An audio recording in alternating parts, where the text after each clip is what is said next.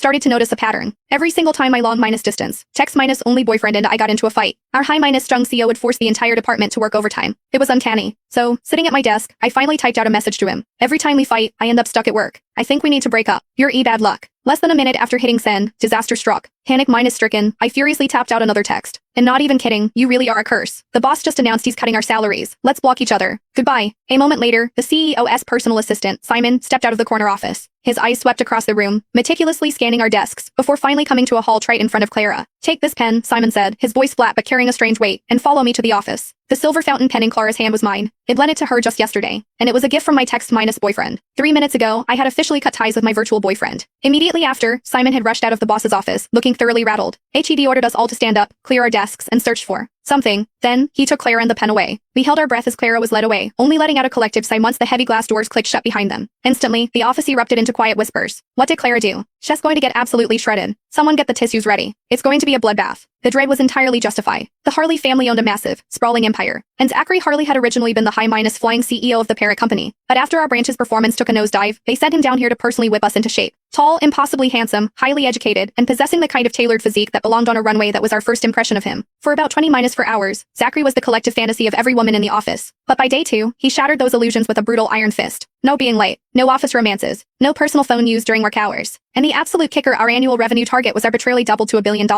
For context, we had barely scraped $500 million the year before. He was ruthless, treating performance metrics like a matter of life and death, moving through the office like a flawlessly programmed, unfeeling machine. People went into his office with forced smiles and came out in tears. If you did well, he expected better. If you fell short, he tore you to shreds without a second thought. He was our resident Grim Reaper. Under the crushing weight of this daily anxiety, I had turned to a coping mechanism, a secret online relationship. It had started as a complete accident. My cousin had gotten a new number, and when I went to add him on WhatsApp, I mistyped a digit. Surprisingly, the stranger on the other end accepted my request anyway. Assuming it was my cousin, I immediately fired off a barrage of random texts. The only response I got was a single question mark. Pissed off, I snapped back, what is your problem? Wanna fight? The stranger replied with another silent. A prickle of unease set in. I tapped on his profile picture and scrolled down. It was completely blank, no status updates, no photos, nothing like my cousin, who posted every single detail of his mundane life. My stomach sank. Oh god. Cringing, I typed, I am so incredibly sorry. Wrong number. Can I buy you a coffee to make up for it? I sent him a quick Venmo of $5. He immediately sent back 50. Intriguing. I decided I liked him already. After a few more exchanges, I realized there was something uniquely captivating about him. Despite never having met, we fit together with an ease that felt almost predestined. We didn't share names, photos, or occupations. We were looking for a connection of the mind, a sanctuary from our real lives. Eventually, we drifted into a relationship. Even without physical presence, it was understood that we belonged to each other. He was sweet, mostly, though he had a sensitive streak. HE'd get brooding like Wyatt if I took too long to reply, or if I forgot to text him goodnight. If I teased him too sharply, HE'd go cold. And every single time he went cold, Zachary Harley would suddenly order us to work late. It was the most bizarre, agonizing coincidence.